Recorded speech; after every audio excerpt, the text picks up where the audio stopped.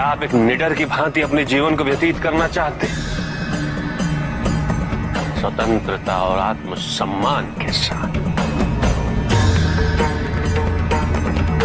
क्योंकि अपने आत्मसम्मान की रक्षा तो आपको स्वयं करनी होगी, या फिर आप सभी अत्याचार को सहना चाहते हैं? प्रतिपल, प्रतिदिन ऐसे मरना चाहते हैं आप सब? इन दोनों स्थितियों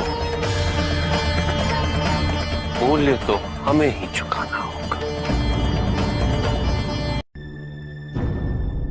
प्रथम प्रश्न, जीवन में सच्चा साथी कौन है?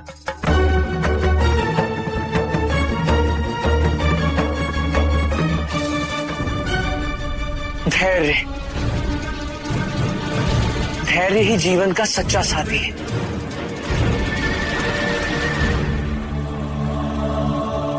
ऐसा कौन सा धन है जो हमें सर्वश्रेष्ठ बनाता, किंतु उसे चोरी नहीं किया जा सकता, अपितु उसे खोया अवश्य जा सकता है।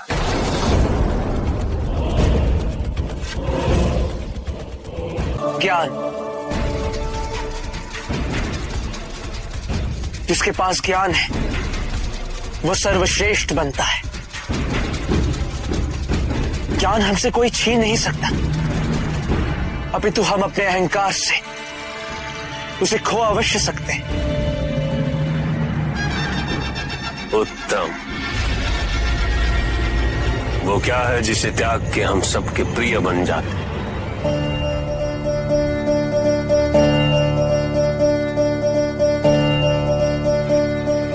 अहम। अहम का त्याग हमें सबका प्रिय बनाता है। और वो क्या है जिसे खोने के पश्चात हमें दुख नहीं, अभी तो प्रसन्नता होती है?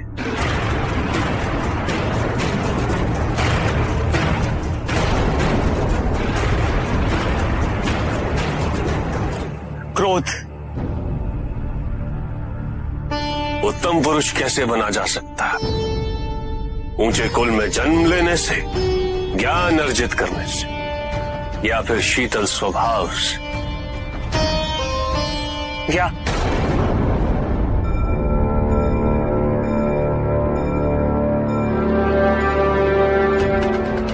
मैंने तुम्हें विकल्प भी दिए हैं बालक, उसके पश्चात भी तुम उत्तर नहीं दे पा रहे।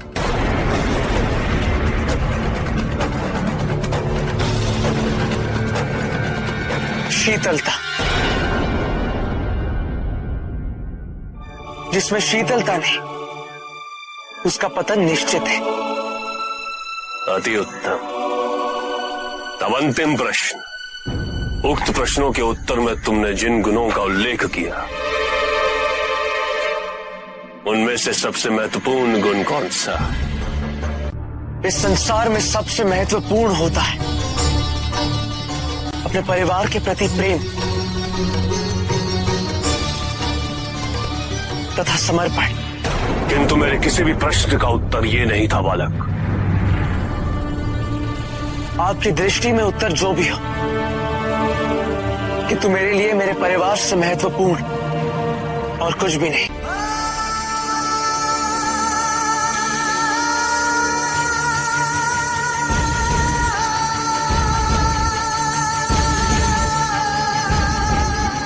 उत्तम, अति उत्तम। तुमने सभी प्रश्नों के उत्तर सही दिए हैं बालक। सुख की प्राप्ति से अधिक महत्व दुखों से मुक्ति का होता है ऋषि गौतम। और दुखों से मुक्ति तभी संभव है तो मनुष्य भ्रम से मुक्त होगा। किंतु आने वाले समय में जब सत्य की भिन्न भिन्न प्रकार से व्याख्या की जाएगी तो मनुष्य का भ्रमित होना निश्चित है। ऐसे में जीवन के वास्तविक स्वरूप का बोध अनिवार्य हो जाए। प्रत्येक मनुष्य को तर्क विश्लेषण के माध्यम से तथ्य तक पहुंचना होगा, तत्व ज्ञान को प्राप्त करना होगा। आपके द्वारा रचित न्याय दर्शन तत्व विश्लेषण का आधार बनेगा। प्रभु, आप मुझे न्याय दर्शन के बारे में विस्तार से बताइए। अवश्य ऋषि गौतम। योग दर्शन की भांति न्याय दर्शन का उद्देश्य भी मानव कल्याण होगा,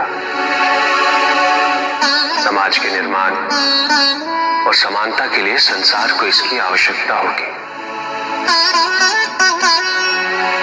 न्याय दर्शन 6 दर्शनों में से एक के रूप में जाना जाएगा और ऋषि गौतम आप न्याय के प्रवर्तक कहलाएंगे।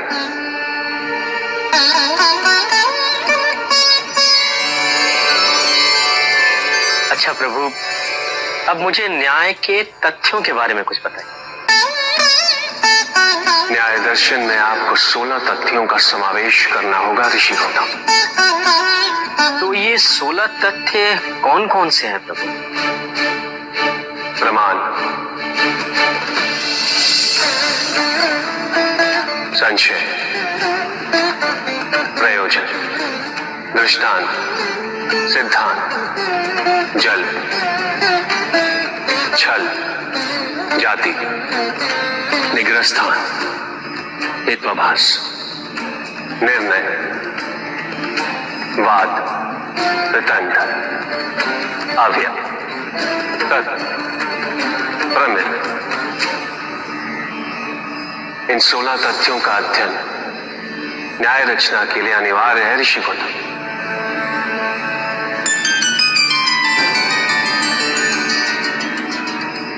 प्रमाण कितने प्रकार के होते?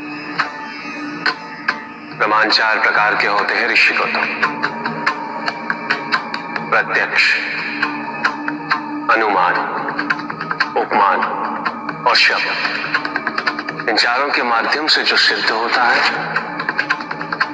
वो प्रमेय कहलाता है। प्रमेय 12 प्रकार के होते हैं ऋषि गौतम। अर्थ, शरीर, मन, बुद्धि, दोष, फल, दुख, अपवर्ग, इंद्रियां, प्रवृत्ति, प्रत्यय भाव और आत्मा। इन 16 तथ्यों का अध्ययन और चिंतन अनिवार्य है ऋषि गौतम।